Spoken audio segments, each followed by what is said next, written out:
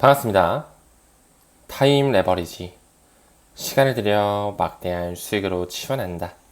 금요일이 밝았습니다. 네, 금요일 항상 좀 기분 좋은 날인 것 같아요. 그쵸? 오늘까지 일하면 또 주말이 우리를 기다리고 있고요. 오늘도 행복한 하루 보내셨으면 좋겠습니다. 함께 이렇게 성장해 주셔서 대단히 감사드립니다. 시간이 정말 빠른 것 같아요. 벌써 이제 7월 중순을 향해 가고 있고, 보통 7월 말, 8월 초에는 또 여름 휴가 많이들 가시잖아요.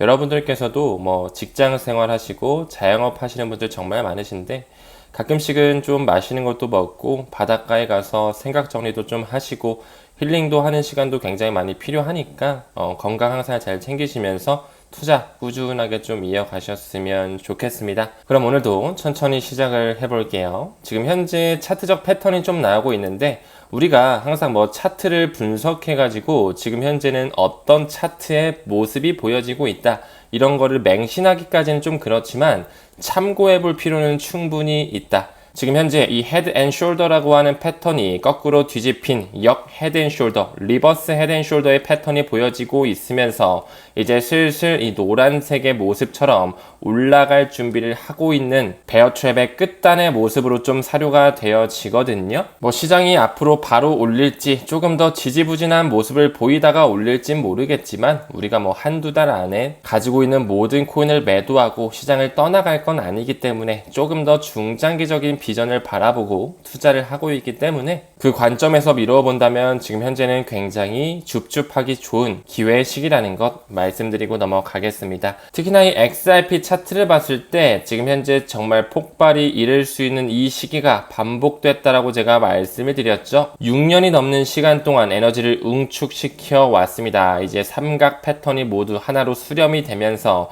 그 에너지가 폭발할 수 있는 시기가 오고 있다라는 거. 2017년, 2018년도에 XRP 5,000원대까지 갔을 때, 그쵸? 그때 240일 만에 0.006달러에서 얼마까지 올랐는지 기억하세요? 3.41달러, 약 5,000원까지 올랐었단 말이에요. 이게 약 6만 %가 되는 하나의 지표거든요.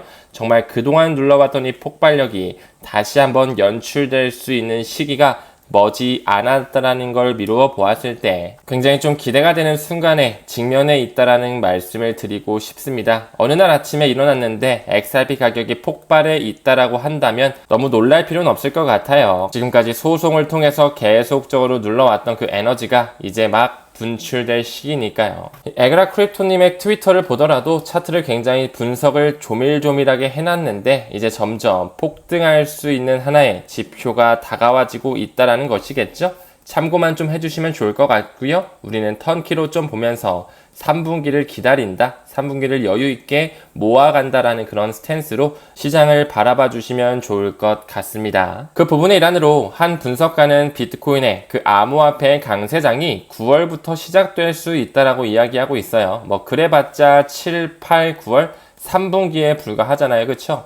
뭐 7월 말부터 올릴지 8월부터 끌어올릴지 9월부터 끌어올릴지는 아무도 예측할 수는 없습니다만, 반드시 그 3분기 안에 상승 촉매제 여러 가지의 이슈들이 나오면서 이더리움에 대한 현물 ETF라든지 리플에 대한 소송, 바이낸스, 크라켄, 그런 코인의 내부적인 잡음들이 사라지면서 상승 기폭제로 활용될 것이다. 플러스 알파로 우리가 좀 더 예상할 수 있는 것, 뱅가드와 같은 그런 자산 운용사들, 탑급의 자산 운용사들, 하지만 아직까지 비트코인 현물 ETF를 받아들이지 않는 그런 자산 운용사들 또한 이제 슬슬 암호화폐를 완전히 받아들이는 스탠스 또한 기폭제 역할이 되지 않을까? 한 번 더 나가서 러우 전쟁이라든지 이스라엘을 필두로 한 전쟁들이 종전이 나오면서 기폭제 역할을 한 번 더 할 수 있지 않을까? 그리고 너무나 중요한 유동성과 직결되는 금리 인하를 한 번 정도는 좀 실행을 하면서 돈 풀기의 신호탄으로서 엄청난 상승 랠리가 시작되는 촉매제 역할을 할 가능성들이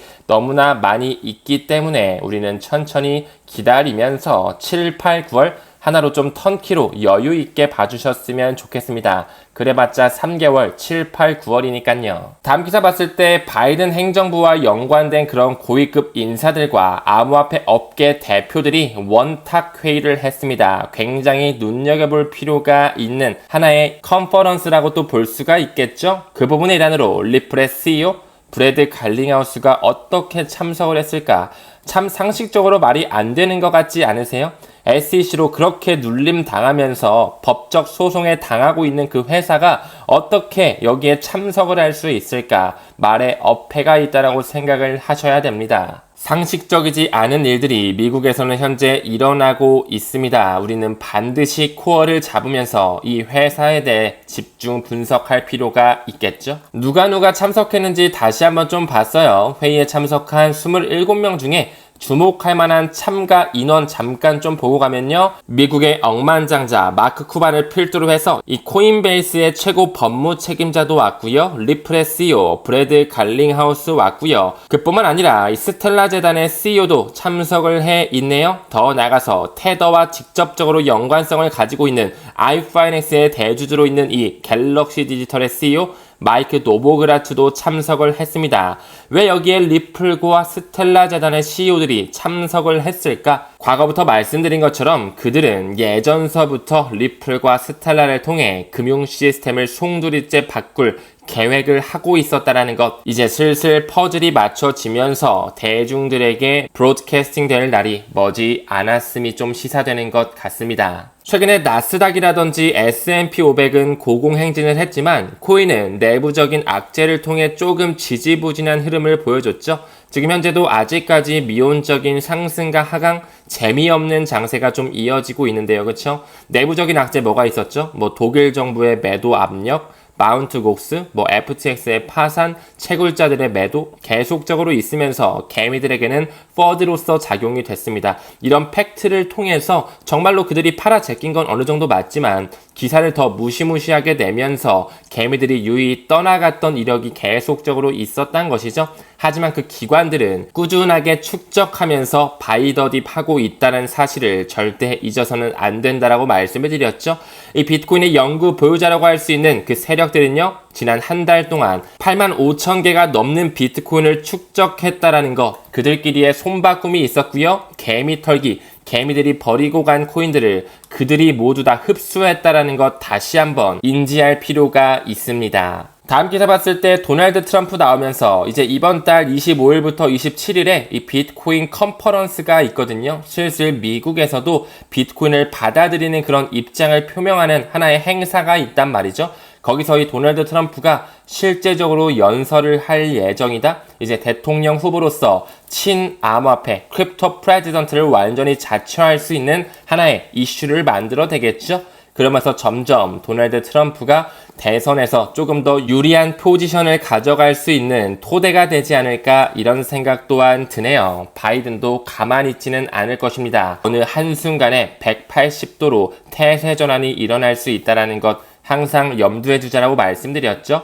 다음 기사 봤을 때 파월 의장이 나오면서 인플레 극복 선언은 아직이다. 지금 현재 고용이라거나 실업률 면에서는 점점 회복이 되고 있지만 그 물가적인 부분은 조금 시기상조라는 부분으로 나오면서 미국의 경제는 연착륙 될 것이다. 안전성을 가져오면서 물가 안정과 저실업률로 가고 있다라는 이런 안정성을 보여주는 기사가 나와지고 있죠.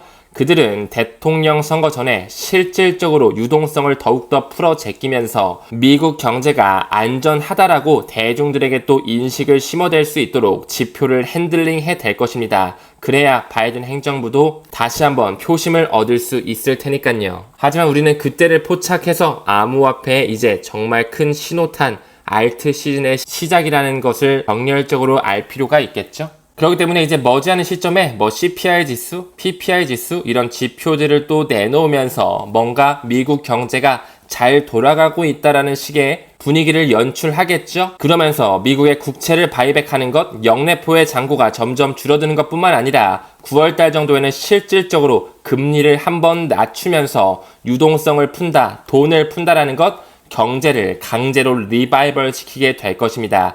그때 이제 코인 시장이 지금까지 지지부진했던 것을 급작스럽게 끌어올리는 시기가 다가오지 않을까? 이렇게 좀 생각을 하고 있습니다. 다음 트위터를 봤을 때 골드만삭스의 공식 문서네요. The Opportunity in Payment, 결제의 기회라는 하나의 논문에서 서클과 리플과 코인베이스가 좀 나오고 있네요. 여러분 그거 아시죠?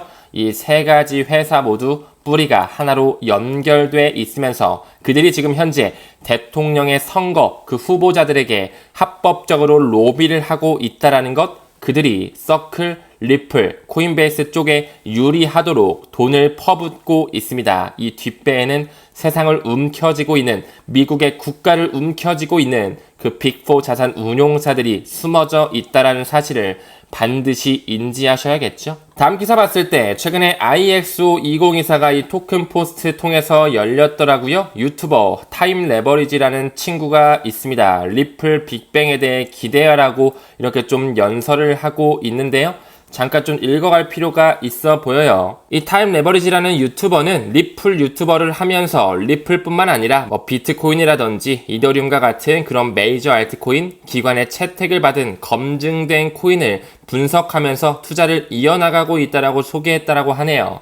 그 부분의 일환으로 최근에 비트코인이 8천만 원대까지 깨지는 등 굉장히 투자자 입장에서는 어려운 투자 상황을 연출했다고 하지만 거시적 관점에서 봤을 때는 역사적인 패턴을 미루어 보았을 때 반감기가 아직 지난 지 3개월이 채 안 됐다라는 것을 인지하면서 항상 반감기 이후에 6에서 8개월 후 알트 시즌이 도래했다라는 것, 그렇기 때문에 우리는 슈퍼 사이클을 준비하기 전 이 축적의 기회의 순간에 살고 있다라고 본다, 이렇게 좀 이야기했다라고 하죠. 그뿐만 아니라 2024년과 2025년은 시가총액이 점점 커지면서 상승률이 제한됐던 2020년과 2021년 불장이 아닌 시가총액이 더 가벼웠던 16년도와 17년도의 강세 패턴과 굉장히 유사할 것이라고 제가 항상 말씀을 드렸습니다. 그뿐만 아니라 리플의 초기 투자자를 봤을 때 한화로 약 15조 원이 넘는 그들의 돈이 유입됐다라는 것 말씀을 드려왔죠. 초기부터 시카고 거래소 그룹이죠. CME 그룹이라든지 미국의 최대 벤처 캐피탈 회사죠. 앤드리슨 호로이치 A16Z뿐만 아니라 일본의 대형 금권 SBI 그룹, 태국의 최대 상업은행인 태국 시암은행, 스탠다드 차타드, 마스터카드와 나스닥의 지분을 많이 가지고 있는 디지털 커런시 그룹, 구글 벤처스, 스페인의 대형은행 산탄데르 등 리플의 초기 투자자들을 굉장히 눈여겨볼 필요가 있다라고 이야기했죠. 그뿐만 아니라 지금 현재 미국의 증권거래위원회 SEC의 위원장의 태세 전환을 굉장히 지켜볼 필요가 있다라고 말씀을 드렸습니다. 여기 있는 이 문장 굉장히 중요하게 바라볼 필요가 있는데요. 제가 얼마 전에 했던 그 발표 자료입니다. 나는 낙관론자인데 블록체인 기술이 성공하기를 원한다. 그것은 본질적으로 이 금융 시스템의 흐름에 관한 것이고, 금융 시스템을 정말 강화할 수 있는 신기술이 바로 이 블록체인 기술이다. 금융과 연관되어 있는 기술이 블록체인 기술이라고 말했던 사람이 왜 갑자기 SEC의 위원장이 되자 가상자산은, 블록체인은 금융 전반에 악영향을 끼칠 수 있다라고 이렇게 말도 안 되는 소리를 했을까?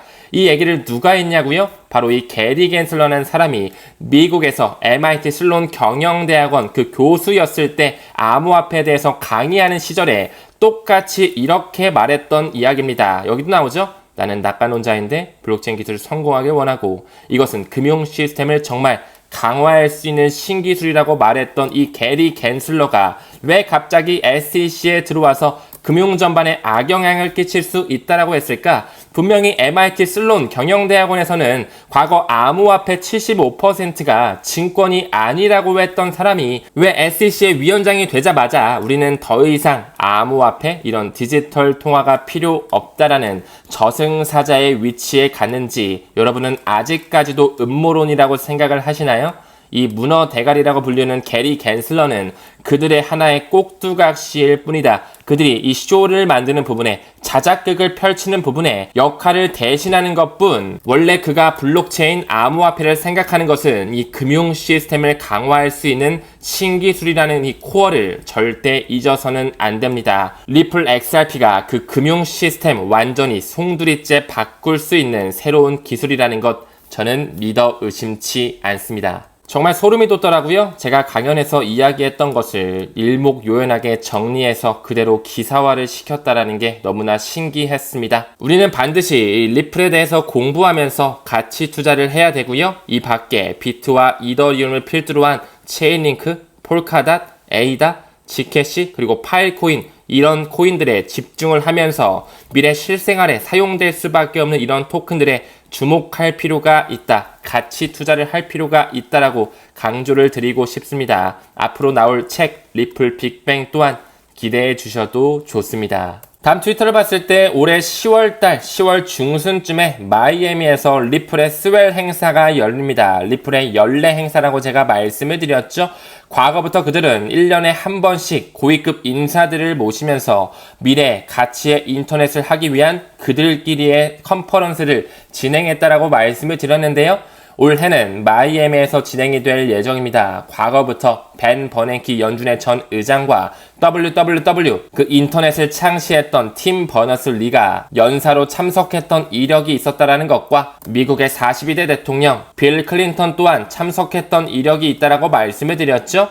범상치 않은 리플의 스웰 행사, 또 올해는 누가 참석을 할지 눈여겨볼 필요가 있어 보입니다. 다음 기사 봤을 때 크립토 오지에서 이제 슬슬 XRP에 큰일이 일어날 수 있다라는 암시를 해주고 있거든요. 소송에 대한 마무리 이제 머지 않았다라는 것이 점점 현실화되어지고 있는 것 같습니다. 혹시라도 조금 더 미뤄진다라고 한들 전혀 걱정할 필요는 없겠죠. 이 연방준비제도 이사회 페더럴 리저브의 공식 홈페이지에 들어와도 리플을 채택하고 있는 ISO 2002를 내년 3월 10일을 기점으로 완전히 탑재할 계획이기 때문에 이제 미국 연준에서 리플에 대한 가치 반영을 대중들에게 공표할 날이 머지 않았다라는 것이겠죠. 번스타인이 이야기한 것처럼 2025년 말까지 우리는 반드시 비트 이더뿐만 아니라 XRP의 수량을 집중하면서 꾸준히 가치 투자를 할 필요가 있습니다. 왜 비트코인을 위시한 블록체인이 2008년 미국발 금융위기가 있었을 때 출시가 됐는지, 한 번 더 나아가서 2001년서부터 그들은 왜 브릭스를 만들면서 탈달러화에 대한 시나리오를 펼치고 있는지, 이 모든 것 수수께끼가 풀리는 날 내년 말까지는 반드시 XRP를 홀딩할 필요가 있습니다. 금일 영상은 여기서 마무리하고요. 오늘도 시청해주심에 대단히 감사드립니다. 우리는 모든 면에서 점점 더 좋아지고 있습니다. 감사합니다. 성투합시다.